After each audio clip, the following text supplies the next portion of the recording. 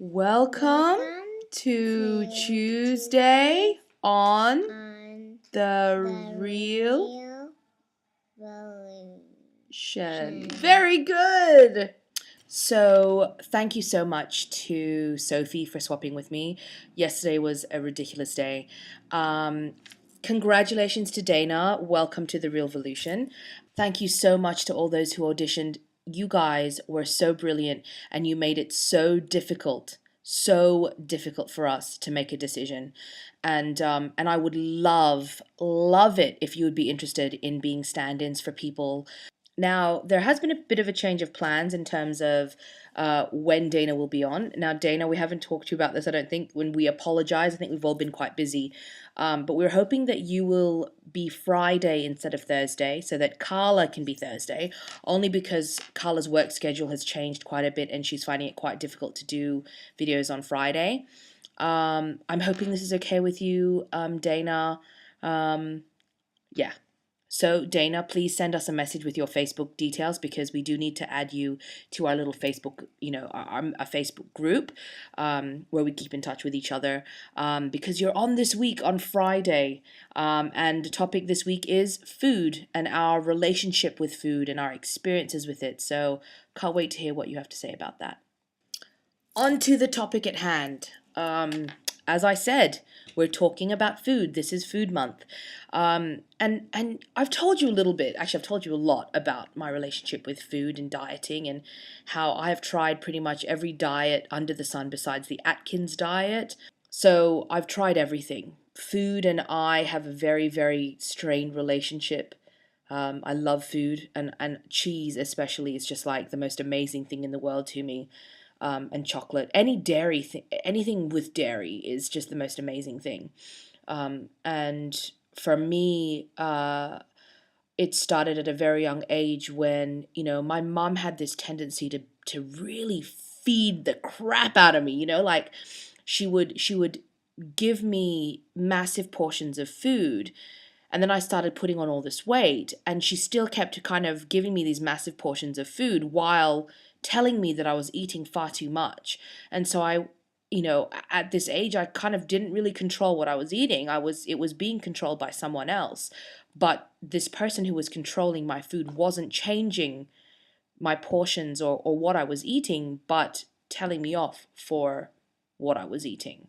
When I was 12, my weight I think really became a problem to my mum especially, and she started putting me on all sorts of diets, going to Singapore to go see a dietitian, all this kind of stuff, and you know, it's funny because I remember being on diets, but then I also still remember my mother, feeding me crap loads of food at the same time. Not at the same time, but like I would be on a diet for 1 week or 2 weeks or whatever, and then the next minute I would just be off the diet and eating normally again, and I must say that, like I said, even though my mum seemed to perceive that something was wrong, that I was the wrong weight and the wrong body size, when I look at photos of myself as a kid, as a teenager, sure, I was fatter than the other kids, but I wasn't obese. I was not a death fatty. This is something I really hope parents understand, is that your kid might be a little chubby when they're kids, and that's completely fine. And it's how you react to their body that really shapes who they are and shapes their relationship with food as they grow up. So in the last 10 years, in my 20s, my relationship with food has been complicated.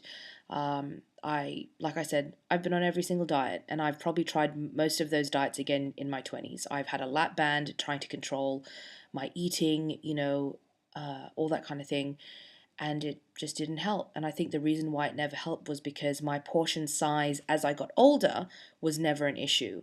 Don't get me wrong, I can eat a shitload. If I'm feeling sad and I just feel like some comfort food, I'm quite happy to go to McDonald's and get myself a double quarter pounder meal, and 6 McNuggets and sit there and eat it, But for the most part, I am quite happy with having a nice salad or having something vegetarian or having something that's quite small and no matter what I eat, if I'm full, I feel like I've done something wrong. And that is this kind of, that's 20 years of being told that food is bad, and you need to stop eating. And so now, as a 30-year-old, even now, I still sometimes feel like, even if I've had something really healthy, like, a nice garden salad with just a little bit of vinaigrette, I sit there and I feel guilty for feeling full. And no one should feel that way. People should be enjoying food, and it shouldn't be such a complicated thing, And I think that we as a society have just made it this complicated thing where we're teaching our kids at 8 that they should be losing weight and they shouldn't get to a certain size, and so they're dieting at 8 years old.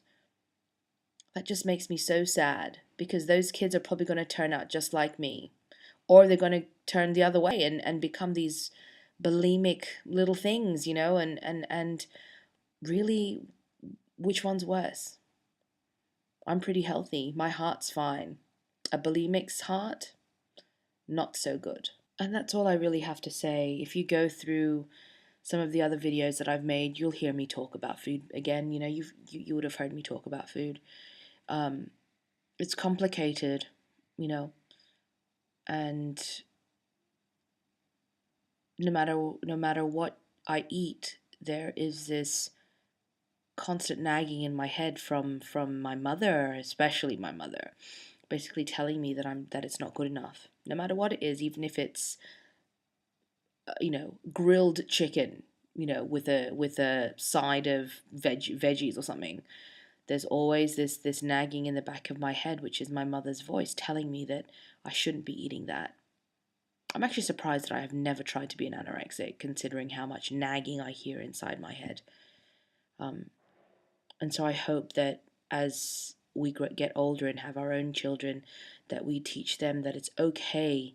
And not only is it okay, that we realize as parents that we are in control of what they eat. And so the last thing you should be doing is feeding them all this shit and then telling them that they're being bad because they're eating what you're giving them.